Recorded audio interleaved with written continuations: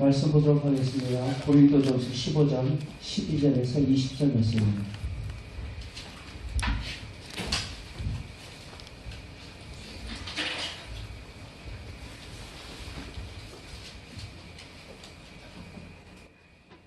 고린도전서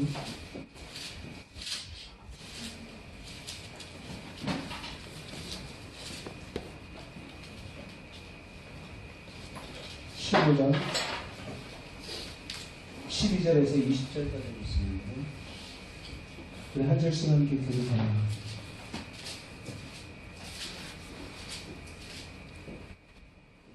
그리스도께서 죽은 자 가운데서 다시 살아나셨다 전파되었거늘 너희 중에 어떤 사람들은 어찌하여 죽은 자 가운데서 부활이 없다 하느냐.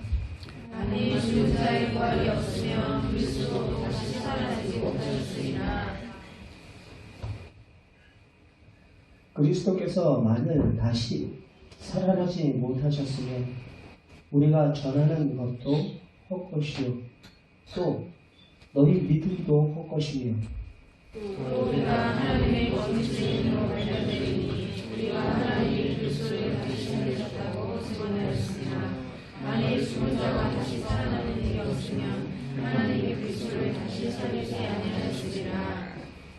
만일 죽은 자가 다시 살아나는 일이 없으면 그리스도도 다시 살아날 일이 없었을 터이며 그리스도께서 다시 살아나신 일이 없으면 너희의 믿음도 헛되고 너희가 여전히 실 가운데 있을 것이요 또한 그리스도 안에서 잠자는 자도 망하였으리니 만일 그리스도 안에서 우리가 바라는 것이 다만 이 세상의 삶뿐이면 모든 사람 가운데 누가 더 불쌍한 자인가.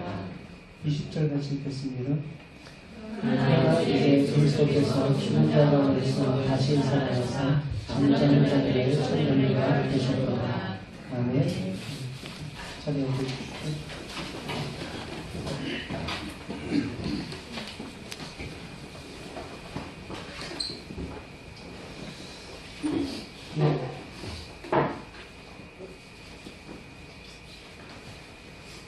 새벽 예배 때 고린도전서를 지금 강의를 하고 있습니다. 고린도전서를 말씀을 우리 보면서 특별히 지금 끝부분 15장, 16장 해당되는 부분들을 지금 말씀을 보고 있습니다.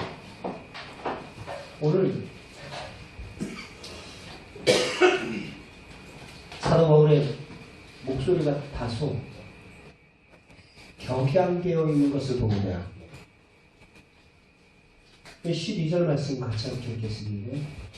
시작. 그리스도께서 죽은 자 가운데서 다시 살아나셨다고 전파되었거늘 너희 중에 어떤 사람들은 어찌하여 죽은 자 가운데서 부활이 없다 하느냐.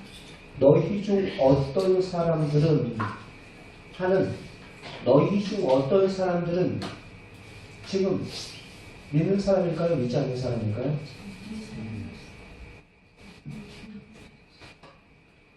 대답해 보세요. 안 믿는 사람이? 믿는 사람이에요. 고린도 교인들이에요. 고린도 교인들. 지금 경험된 여러분들의 그 사도 바울의 편지를 쓸 때 그 마음이 격양된 모습으로 지금 편지를 씁니다. 우리 지금 도대체 어떤 사람들은 그리스도께서 죽은 자 가운데서 살아나셨다 전파되었거늘 이것을 아직도 믿지 못하느냐 하면서 믿는 성도들 중에 일부가 부활을 부정하였던 모양입니다. 교회 바깥 사람들이 부활을 믿지 않는다라는 것은 어찌 보면 당연한지 몰라요. 그렇지만 믿음이 있다는 그리스도인들 중에서도 부활을 부정하는 사람들이 이 당시에도 있었다라는 사실이에요. 있었다라는 사실이에요. 그럼 그 당시만 그럴까요? 오늘날에는 안 그럴까요? 오늘날의 현대 크리스찬들에게 이 질문을 던진다. 당신 부활을 믿습니까? 라고 물었을 때 당신이 예수님을 믿습니까? 라고 물으면 교회 안에 사람들은 네 이럴 거예요. 근데 당신은 부활을 믿습니까? 라고 물었을 땐 또 다른 차원의 그들은 문제다라고 생각을 해요. 글쎄요. 라는 거지. 고린도 교인들이 지금 그러한 마음에 넌 아직 경험해보지 못했는데 내가 아직 죽어보지 않아가지고 잘 모르겠는데 글쎄요. 내 상식적으로 도저히 이해가 안 되는데요. 라는 거죠.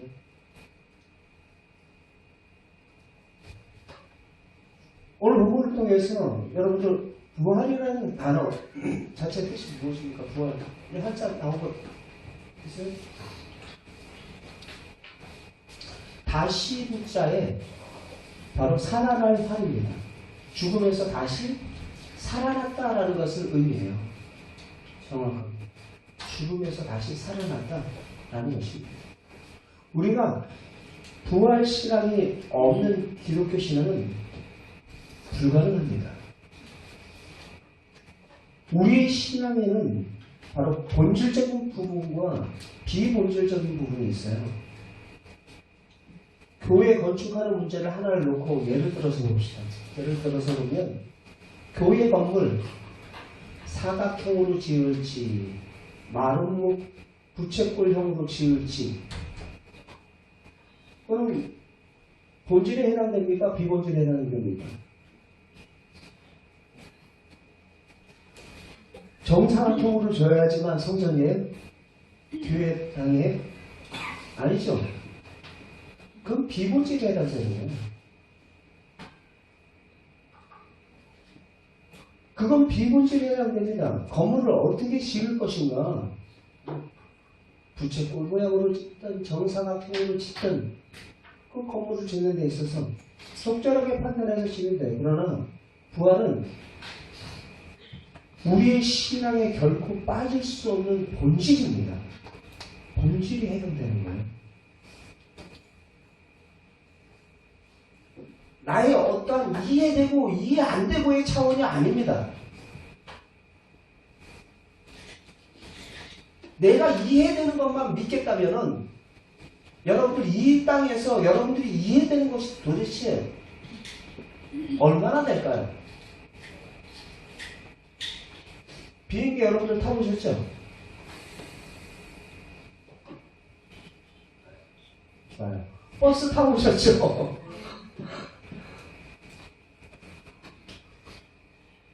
버스에 어떻게 해야지 바퀴가 구동이 잘 굴러가고 엔진에 어떻게 움직여지고 기름이 어디로 들어가서 여러분들 그거 다 이해하고 그 버스에 여러분들의 몸을 맡깁니까? 아니죠. 아니 이해도 못하고 여러분들의 몸을 그 차에다가 여러분들의 몸을 맡겨요? 여러분들의 목숨을 날아갔다는 비행기 그 공중의 비행기에다 여러분들의 목숨을 맡겨요? 그 비행기 기체 내에서 그 결함이 있는지 뭐가 이상이 있는지 그 어떻게 해서 이게 추진체로서 날아가는지 여러분들이 다 이해하고 타십니까? 아니죠. 마치 내가 이해하고 믿겠다라는 사람들은 그와 같은 거예요. 하나님의 관리하시고 하나님의 그 섭리 아래 있는 모든 이 자연세계조차도 우리가 다 이해하지 못하고만 내 머리로 사람이 죽는 것만 봤어요. 죽는 것만. 범죄 이후에 사람들은 못하는 것만 봤다고요? 죽는 것만 봤다고요.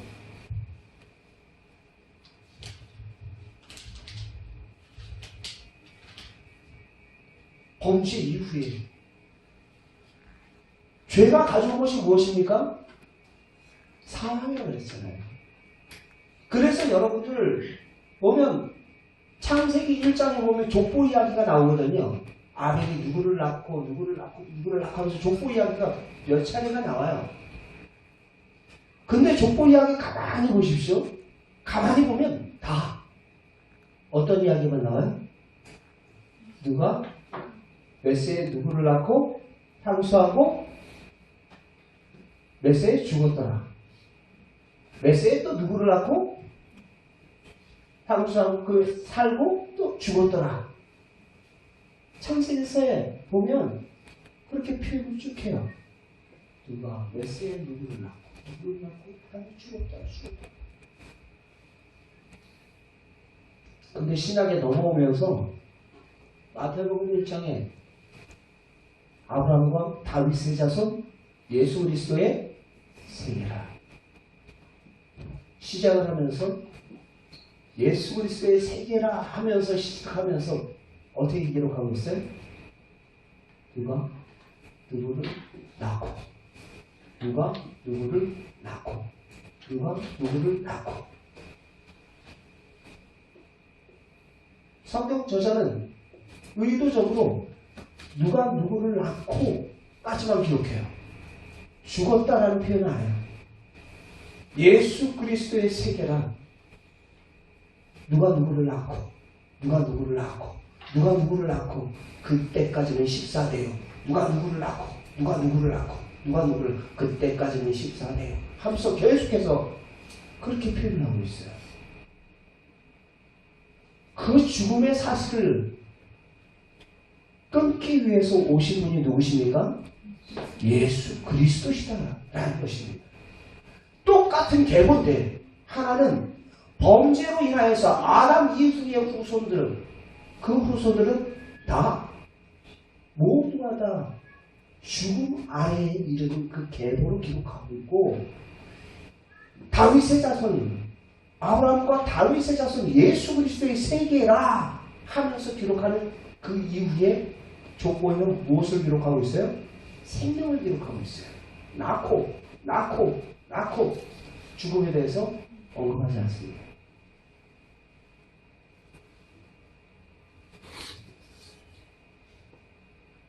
우리 신앙의 모습 속에서 우리는 그냥 단지 예수님 부활하셨어. 예수님 부활하셨어. 그거는 예수님이 부활의 첫 열매고 예수님이 부활의 유일한 열매야 라고 생각하면 안 돼요. 그게 마지막 열매야 라고 생각하면 안 된다고요. 예수님의 부활의 열매는 예수님이 유일한 열매가 아니라 예수님의 부활이 첫 열매가 되셨다라는 것은 그 첫 열매를 통해서 이어져서 계속해서 그를 영접한 모든 자들에게 그 생명의 부활로 믿는 모든 자들에게 우리들 또한 영생의 소망으로 부활하게 될 줄 믿습니다. 고린도전서 오늘 본문 말씀도 그것을 계속 언급을 하고 있지만 앞부분 말씀 잠깐 봅시다.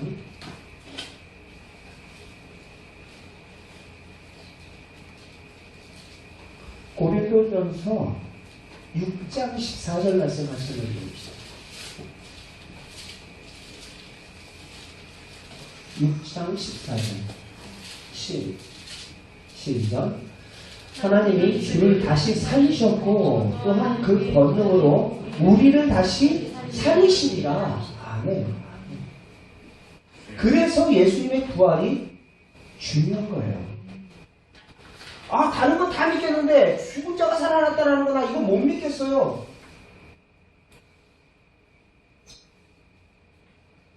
그런 사람들은 예수님 안 믿는 거예요.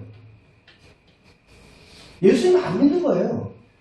그분이 하나님이심을 못 믿는 거예요. 그냥 이 땅에 좋은 교사, 공자나 마호메시나 석가모니나 좋은 스승의 가르침을 받는 그러한 한 인간으로만 생각한다라는 것입니다. 죽은 자의 부활을 통해서 그분이 바로 너희가 하나님이심을 알라 라고 성경 구약에 수차례 예언을 했어요. 예언을 한 대로 예수 그리스도께서 다윗의 후손으로 오셨고 죽으시고 부활하심으로 저와 여러분들에게 무엇을 주시기 위해서? 영원한 생명을 주시기 위해서. 당신의 생명을 주시기 위해서 이 땅에 오신 분이 바로 예수 그리스도이신 것입니다.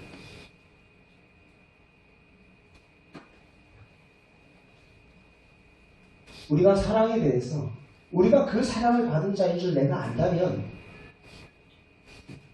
두려움과 염려와 떨 필요가 없어요.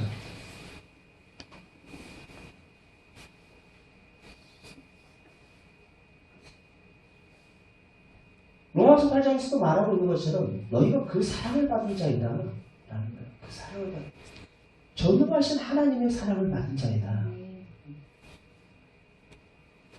창조주의 사랑을 받은 자이다. 독생자의 사랑을 받은 자이고 그 사랑을 예수 그리스도께서 죽으심으로 우리의 사랑을 어떻게 하셨다고요? 확증해 주셨다라고 로마서 5장에 말씀을 하고 있습니다. 이제 거기서 우리가 믿고 안 믿고의 차이예요. 그 사랑을 믿는 자는 두려워하지 않습니다. 떨지 않습니다. 초조히 하지도 않습니다. 왜요? 믿기 때문에. 두려워하고 떨고 염려하는 것은 무엇 때문일까요? 오후에 때도 말씀 전해보지만 아직 그 사랑을 확신을 못하는 거예요. 하나님이 세상을 이처럼 사랑하사 독생자를 주신 그 사랑을 확신을 못하는 거예요. 하나님께서 아들 보내주심으로 십자가의 죽으심으로 당신의 사랑을 확증해 주셨는데 그 사랑을 확신을 못하는 거예요. 성경은 말하죠. 사랑은 두려움을 어떻게 한다고요? 내어쫓는다 라고 말하고 있어요. 두려움을 내어쫓는다.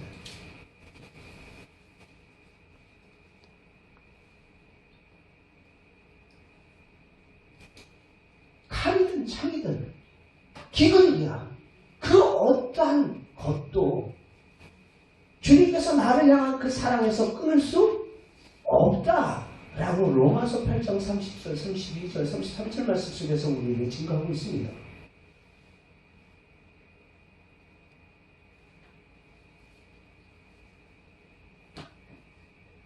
죽으셨을 뿐만 아니라 부활하신 그분.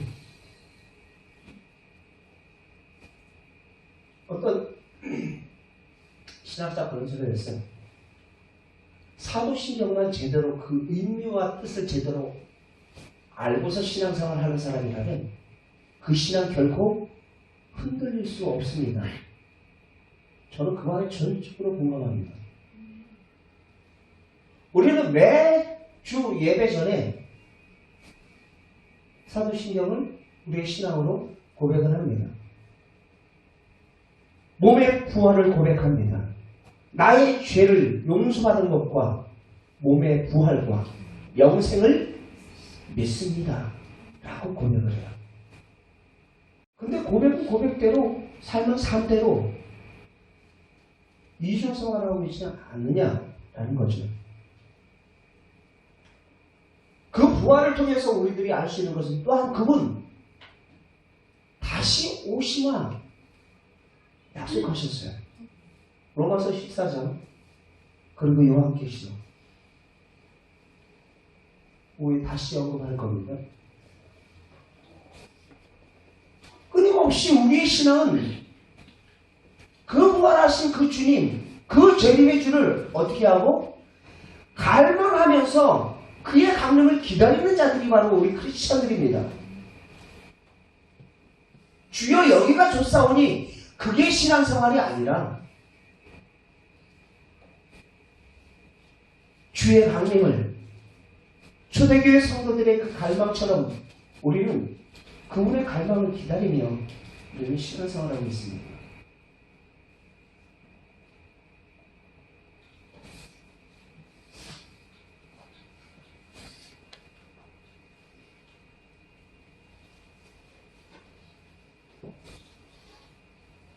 여러분,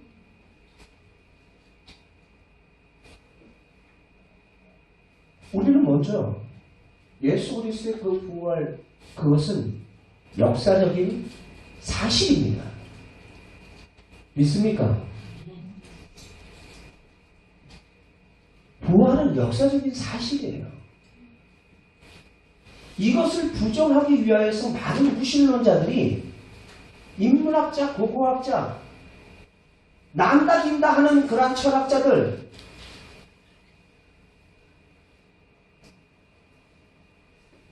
한 번 막 파헤쳐 보다가 나중에 더 이상 부정할 수가 없어가지고 그들이 다 예수 그리스도, 그 PPT 한번 보여주세요. 여러분들이 전에 한번 보여줬던 무신론자들이 20세기에 그 많은 무신론자들이 여기 없다. 예수님 부활, 무슨 부활? 부정하면서 있었던 그 사람들 쭉 그들이 변했다라는 말씀을 시작해서 쭉 아래 부분까지 그냥 변두되어 있는 사람들이 아니라 세계 석학들이에요. 유명한 사람들이에요.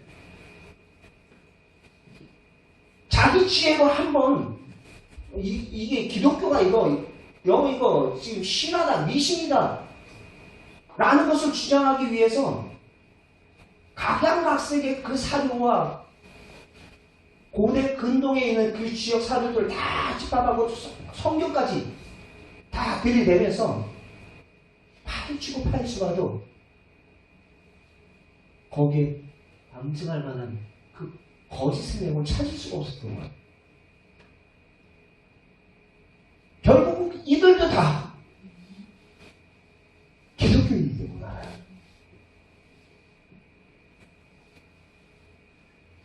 짧은 그 인간의 지혜를 가지고 창조주를 거스리려 한다라는 것이죠.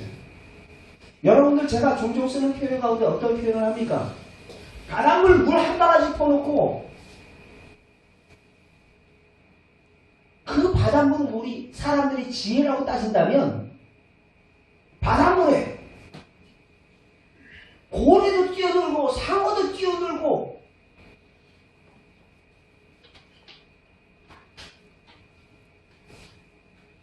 한 바가지밖에 안 되는 그 지혜를 가지고 그거 설명할 수가 있겠습니까? 이게 요만한 물에 무슨 고래가 들어가고 요만한 물에 무슨 상어가 있고 우리의 짧은 지혜로 누구를 자꾸 헤아리려고 해요? 창조주를 헤아리려고 해요. 창조주가 여러분들의 머릿속에 이해의 대상이 되는 순간 그분은 더 이상 신이 아닙니다.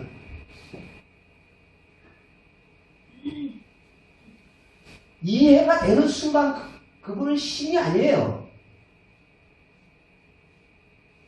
내가 이해하면 믿겠다. 말도 안 되는 소리. 말도 안 되는 소리. 짧고 얄팍한 기껏 살아봤자 100년도 못 사는 그러한 인생들이 영원하신 알파와 오메가가 되신 그분을 내가 이해하면 믿겠다고요. 부활을 이해하면 믿겠다고요. 예수님께서 마르다에게 뭐라고 얘기했어요? 네가 믿으면 하나님의 영광을 보리라 말씀하셨어요. 믿을 때 우리가 하나님의 부활, 하나님의 살아계심을 보게 될 줄 믿습니다. 내 그 모든 비전, 내 모든 이해, 내 모든 경험, 내 모든 지식, 내 모든 생각을 다 내려놔야 됩니다. 내려놔야 됩니다. 신앙은 그래서 오히려 더 겸손한 자들이 그 하나님의 은혜의 지름길로 더 나아가게 되어 있습니다. 교만한 자들, 안다 하는 자들, 성경에 대해서 박식하다 하는 자들, 오히려 그들이 예수님 오셨을 때 더 배척했던 사람들이에요. 더 배척했어요.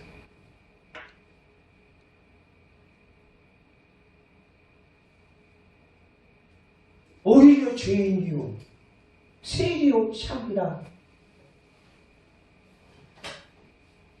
나는 죄인으로소이다. 겸손한 마음으로 예수 그리스도 앞에 무릎 꿇고 나아갔던 자들이 바로 주님을 만나지 않았습니까? 오랜 신앙도 마찬가지예요.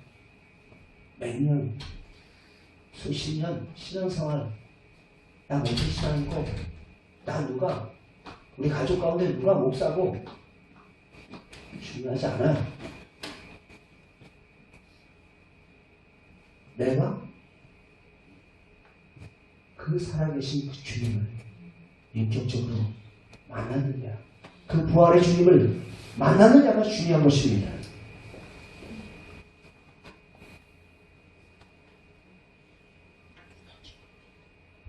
부활의 역사성을 부정하려는 시도들이 참 많았어요. 이것은 성경에서도 나오잖아요. 누가복음 후반부에서도 나와요. 예수님 부활했다. 그 소식 못 전하게 하기 위해서 로마 군병들을 어떻게 해요? 돈 주고 뇌물로 사요. 제사장들이. 괜히 그런 소리 했다가 너희들 목숨도 재능에 못 살아.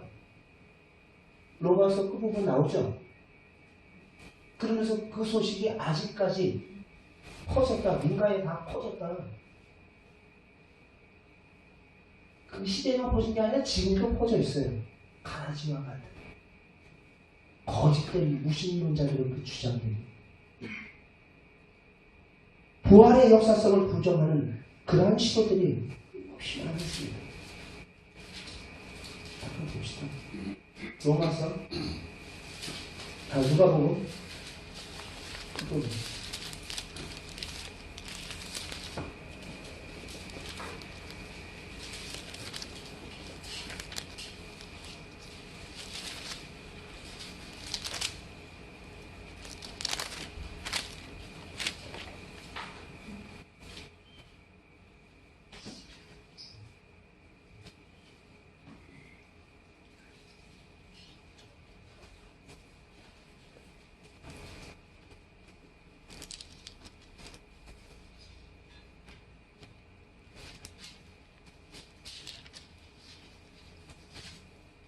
죄송합니다. 누가복음이 아니고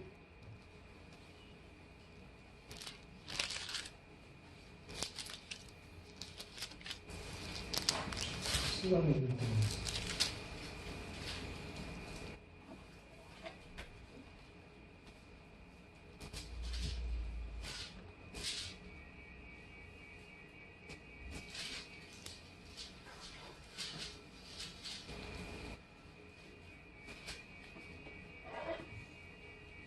네. 마태복음입니다. 마태복음 28장 11절.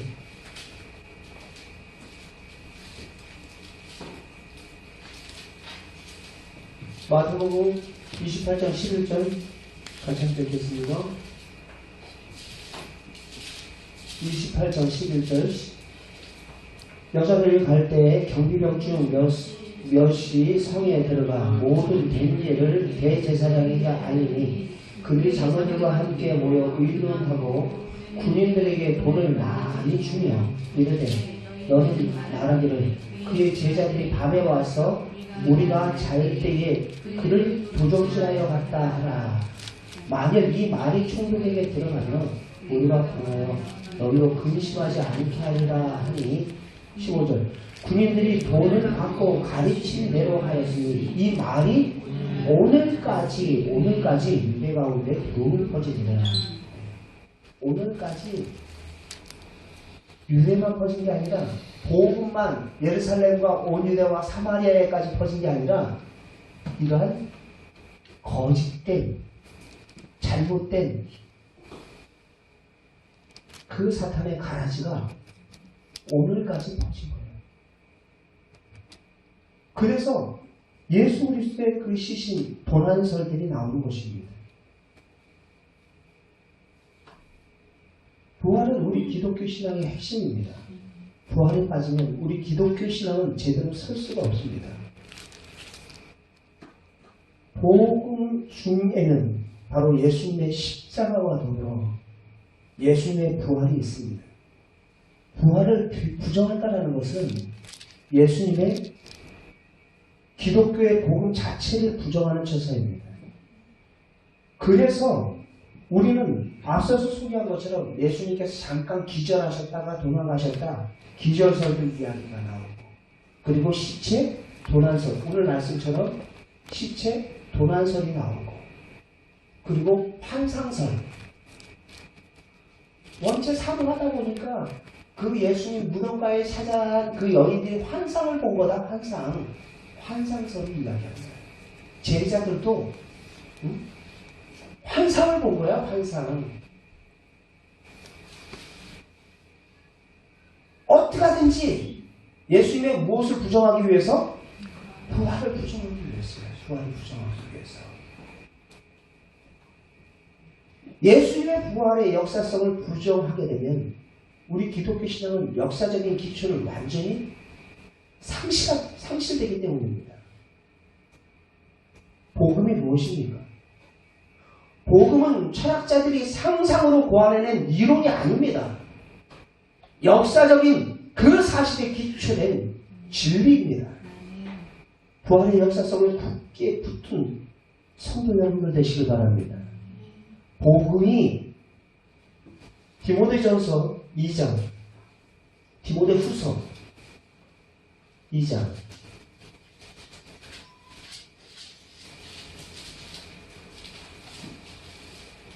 디모데후서 2장 8절.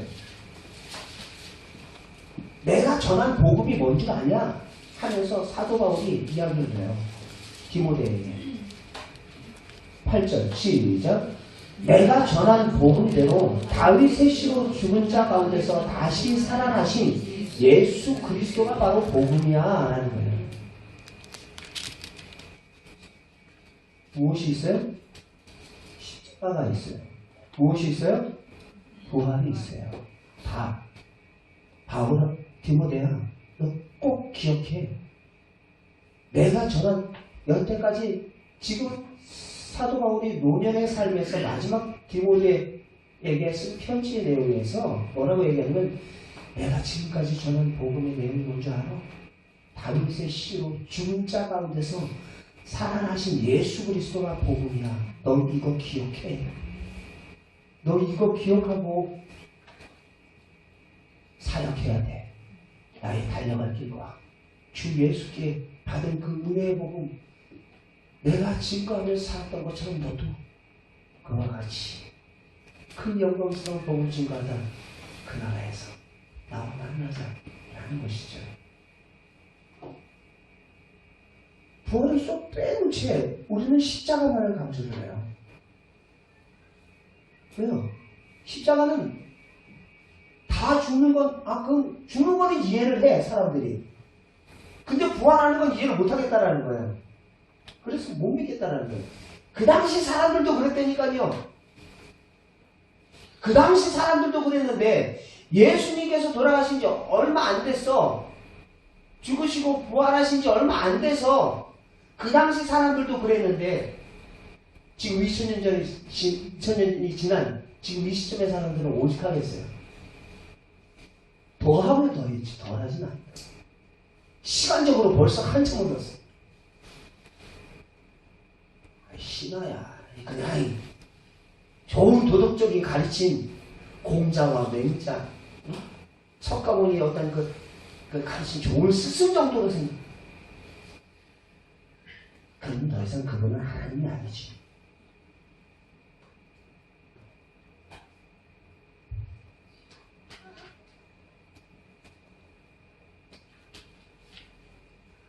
여러분, 그러므로 우리가 마지막으로 기억해야 될 것은 부활은 우리 그리스도인들의 삶에 그 소망의 기초가 됩니다. 예수 그리스도께서 부활하셔서 그분께서 다시 오시며 말씀을 하셨어요. 부활하셨어요. 말씀 우리 한 절 해봅시다.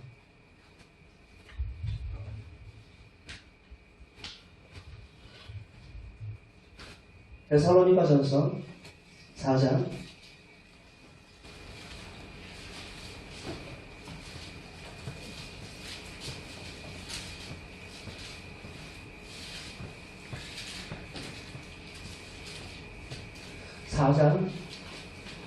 13절 14절 4장 13절 14절 다시 함께 읽겠습니다. 시작. 형제들아 자는 자들에 관하여서 너희가 알지 못하는 우리가 원하지 아니하노니 이는 소망 없는 다른 이와 같이 슬퍼하지 않게 하려. 소망 없는 다른 이 바로 예수님을 주로 믿지 아니하는 세상 사람들 이야기하는 거예요. 그런 사람처럼 죽음에 대해서 슬퍼하지 않게 하려 함이라 하면서 지금 이야기하는 거예요. 14절 시작. 우리가 예수께서 죽으셨다가 다시 살아나심을 무엇할진대? 믿을진대. 계속 시작. 이와 같이 예수 안에서 자는 자들도 하나님이 그와 함께 데리고 오시리라. 아멘. 예수 안에서 자는 자들도 함께 강림하실 때 함께 오실 것이다 라고 말씀을 하고 있습니다. 그래서 고린도전서 15장에 바로 사도 바울이 말하면서 계속 그 말을 하는 거예요. 만일 가정법을 쓰면서 만일 예수님의 부활이 없다면 만일 예수님의 부활이 없다면 하면서 계속 이야기를 해요. 부활은 우리 그리스도인의 삶과 소망의 기초입니다. 부활이 없다면 우리의 삶, 그 기초를 상실하는 거예요. 부활이 없다면 우리의 믿음도 헛것이고, 부활이 없다면 우리가 증거하는 것도 거짓이고, 부활이 없다면 세상에서 우리가 가장 불쌍한 자들이고, 부활이 없다면 저와 여러분들은 죄사함도 없습니다. 읽어보세요.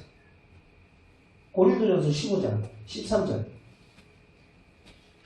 시작. 만일 죽은 자의 부활이 없으면 그리스도도 다시 살아나지 못하셨느니라. 그리스도께서 만일 다시 살아나지 못하셨으면 우리가 전파하는 것도 헛것이고 또 너희 믿음도 헛것이고 너희가 하나님의 거짓 증인으로 발견될 것이다. 16절 시작. 만일 죽은 자가 다시 살아나신 일이 없으면 그리스도도 다시 살아날 일이 없었을 터이요. 그리스도께서 다시 살아나신 일이 없었으면 너희의 믿음도 헛되고 너희는 여전히 무엇 가운데 있다고요? 여전히 죄 가운데 있을 것이다. 여전히 죄 가운데 있을 것이다. 왜요? 죄의 값은 무엇이기 때문에? 사망이기 때문에. 죄의 값은 사망이기 때문에 그런 거예요. 그러나 예수 그리스도를 사망으로 묶어둘 수 없었던 이유가 무엇입니까? 그에게는 무엇이 없으시다고요? 죄가 없으십니다. 요한일서 2장 말씀에 말씀하고 있잖아요. 그에게는 죄가 없으시니라. 우리의 죄를 사하시기 위해서 오신 예수 그리스도. 그렇기 때문에 사망 권세나 예수 그리스도를 묶어둘 수가 없는 것입니다. 그래서 사망아 너희 쏘는 것이 어디 있느냐?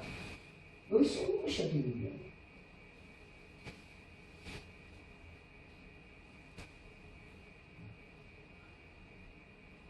부활이 없다면 세상에서 우리가 가장 불쌍하고 엉터리 인생을 사는 것입니다. 그러나 우리는 염려하지 않습니다. 우리의 삶은 허망하지도 그렇게 헛되이 끝나지 않습니다. 왜냐하면 주님이 원하셨고 또한 우리도 언젠가 영광 가운데 부활할 줄 믿습니다. 그의 부활의 첫 열매를 통해서 그에게 붙어있는 모든 자들 또한 그 모든 가지에서 열매를 맺은 것 같이 포도나무에서 그 가지가 붙어 있을 때 열매를 맺은 것 같이 생명의 열매, 그 열매를 맺는다라는 것은 단지 그냥 열매로 끝나는 게 아니라 열매 안에 뭐가 있어요? 씨가 있어요. 씨. 썩지 않는 씨. 생명. 그 생명이 있다라는 말입니다. 23절 말씀.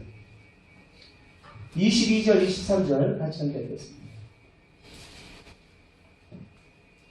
21절 보시죠. 읽다 보면 다 읽게 됩니다. 21절 시작. 사망이 한 사람으로 말미암아 죽은 자의 부활도 한 사람으로 말미암는도다. 아담 안에서 모든 사람이 죽은 것 같이 한 사람의 범죄로 인해서 모든 사람들이 다 죄의 값으로 사망에 이르게 됐다는 것입니다.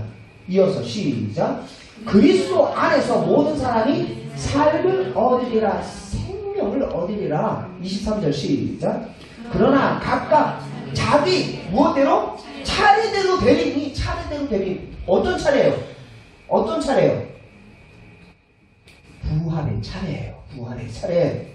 예수 그리스도께서 부활의 첫 열매가 되셨기 때문에 각자 23절 시작. 그러나 각각 자기 차례대로 되리니 먼저는 첫 열매인 그리스도요, 다음에는 그의 강림하실 때에 그리스도에게 속한 자요. 그리스도에게 속한 자요. 여기 제가 표현했죠. 개역 한글 성경에는 속한 자는 어떻게 표현되어 있다고 그랬어요? 그리스도에게 붙어 있는 자요 라고 표현했어요. 붙어 있는 자요. 개역 한글 성경 한번 보세요. 그에게 붙어 있는 자요. 마치 여러분들 포도나무와 가지 비유를 생각을 하십시오. 붙어 있을 때 그 생명으로 무엇을 맺게 되어 있어요?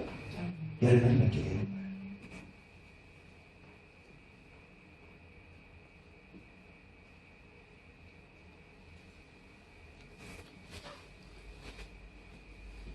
주님은 부활하셨고 우리도 언젠간 영광 가운데 부활할 줄 믿습니다. 이 부활신앙이에요. 부활신앙이에요. 계속해서 서신서 여러분들 한번 가만히 보시면 4번부터 시작해서 계속 누누이 강조를 해요. 그것만 못 보게 자꾸 만드네. 누가요? 사탄이 자꾸 못 보게 만들어요.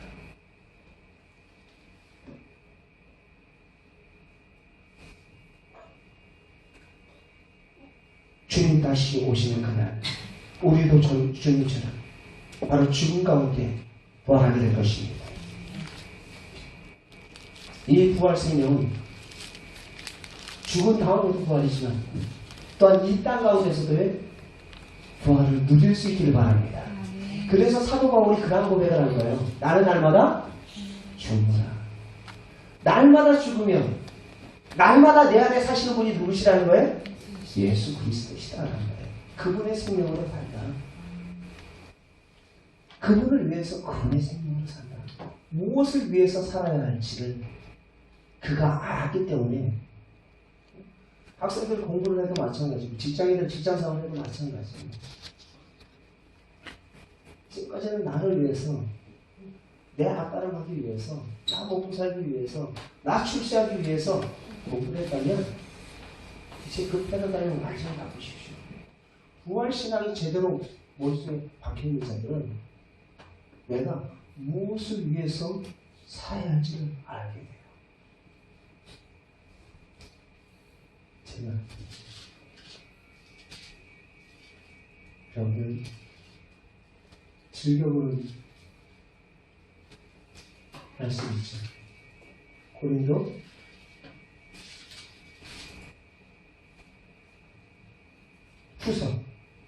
5장 15절.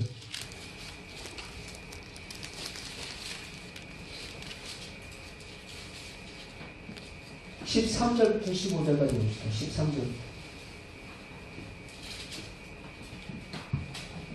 같이 예수님 믿는 사람 믿지 않지 손해보면서 이렇게 장사를 해요. 손해보면 뭐 때문에?